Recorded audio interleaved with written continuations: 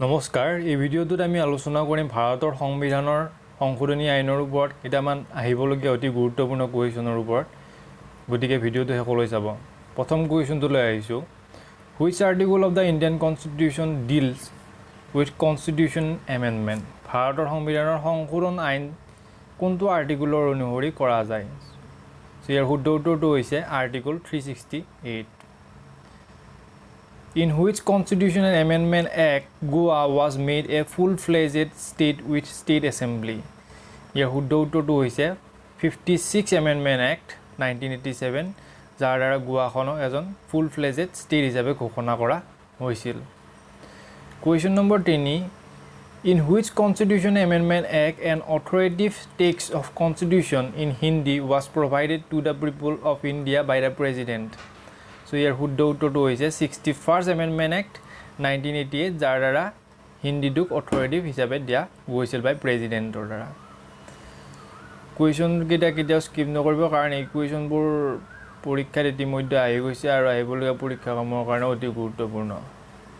Which constitutional amendment reduced the voting rights from 21 years to 18 years? So 21 বছৰ আগতে voting ৰাইটছটো 21 বছৰ আছিল এতিয়া তাক কমাই 18 বছৰ কৰি দিয়া হৈছে এইটো কোনটো সংশোধনী আইনৰ দ্বাৰা কৰা হৈছিল ইয়াক 61st এমেণ্ডমেণ্ট এক্টৰ দ্বাৰা কৰা হৈছিল Under which constitutional amendment bill 4 languages Bodo, Dogri, Maithili, Sonthali are added in the 8th schedule of the Indian Constitution. So চাৰিটা language Bodo, Dogri, Maithili, Sonthali language গিটা 8 নম্বৰ শিডিউলত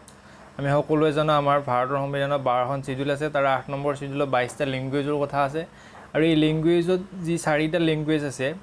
Bodo, Dogri, Maithili আৰু Sonthali কিটা কোনখন সংশোধন আইনৰ দ্বাৰা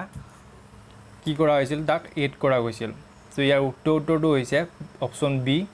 92nd amendment actor দ্বাৰা ইয়াক চাৰিটা কি কৰা হৈছিল 8 শিডিউলখনত সংশোধনী আইনত অন্তৰ্ভুক্ত কৰা হৈছিল Which of the following amendment was passed during the emergency? Emergency সময়ত কোনখন amendment pass হৈছিল? So ইয়াৰ শুদ্ধটো হৈছে 42nd Amendment Act. In which of the following amendment the term Lok Sabha increased from 5 years to 6 years? So ইয়াৰ শুদ্ধটো হৈছে option number B 42nd Amendment Act. Which of the following amendment makes the rights to education as a fundamental right to all the children under the age of 6 to 14 years by inserting Article 21A to the Constitution. So here option বোৰ হৈছে option A 87 Amendment Act, 86 Amendment Act, 88 Amendment Act আৰু 89 Amendment Act আৰু উত্তৰটো হৈছে option number B 86 Amendment Act দ্বাৰা 2002 দ্বাৰা ইয়াক কি কৰা হৈছিল অন্তৰ্ভুক্ত কৰা হৈছিল Article 368 related to Article 368 কি order related হয় Constitutional Amendment ভাৰতৰ সংশোধন যেটো আৰ্টিকলৰ অনুসৰি কৰা যায় এই আৰ্টিকলটো হৈছে 368 আৰু ইয়াৰে কথা কোৱা হৈছে যে কোনটো কাৰ লগত ৰিলেটেড আৰ্টিকল 368 আৰু এটো হৈছে Constitutional Amendmentৰ লগত related The process of constitutional amendment in India is taken from Constitutional যিখন amendment ভাৰতৰ সংশোধনী আইনৰ ব্যৱস্থা এই ব্যৱস্থাটো ক'ৰ পৰা লোৱা হৈছে option number C is correct south আফ্ৰিকাৰ পৰা এইটো লোৱা হৈছে সৰি The process of constitutional amendment in India is taken from so এইটো কোৱেশ্চন ৰিপিট হৈ গ'ল সাউথ আফ্ৰিকাৰ পৰা লোৱা হৈছে In how many way constitutional amendment in India take place so কিমান ধৰণে amendment কৰিব পৰা যায় ইয়াৰ শুদ্ধ অপচনবোৰ হৈছে শুদ্ধ অপচনটো হৈছে option number B 3 In how many ways constitutional amendment in India taken place? Option number 3 is correct. B is correct. So option B is correct. Answer 3. The 10th schedule of Indian Constitution was added. So 10 number schedule Constitution কোনখন amendment দ্বাৰা অন্তৰ্ভুক্ত কৰা হৈছিল 52nd Amendment Act. Option B is correct. 52nd Amendment Act দ্বাৰা 10 number শিডিউলখন কি কৰা হৈছিল অন্তৰ্ভুক্ত কৰা হৈছিল সো আমি কৈ আইছো মই ইতিমধ্যে যে আমাৰ ভাৰতৰ সংবিধানত কেইটা শিডিউল আছে 12টা শিডিউল আছে আৰু 10 নম্বৰ শিডিউল কোনখনক 52nd Amendment Act দ্বাৰা ইয়াক অন্তৰ্ভুক্ত কৰা হৈছিল Which of the following amendment the term socialist was inserted in the preamble of Indian Constitution so preamble socialist ৱৰ্ডটো কোনখন সংশোধন আইনৰ দ্বাৰা অন্তৰ্ভুক্ত কৰা হৈছিল ইয়াক 42nd এমেণ্ডমেণ্ট এক্টৰ দ্বাৰা অন্তৰ্ভুক্ত কৰা হৈছিল ছ'চিয়েলিষ্ট যিটো ৱৰ্ড আছে নেক্সট কুৱেশ্যনটো লৈ আহিছোঁ 73rd amendment act of the Constitution of India is related to which of the following?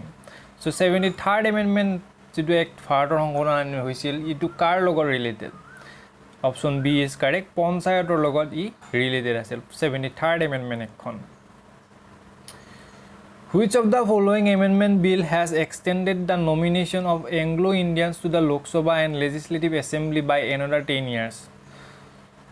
ইয়াৰ শুদ্ধটো হৈছে 109 এমেণ্ডমেণ্ট এক্ট 109 এমেণ্ডমেণ্ট এক্ট বিলৰ দ্বাৰা 109 এমেণ্ডমেণ্ট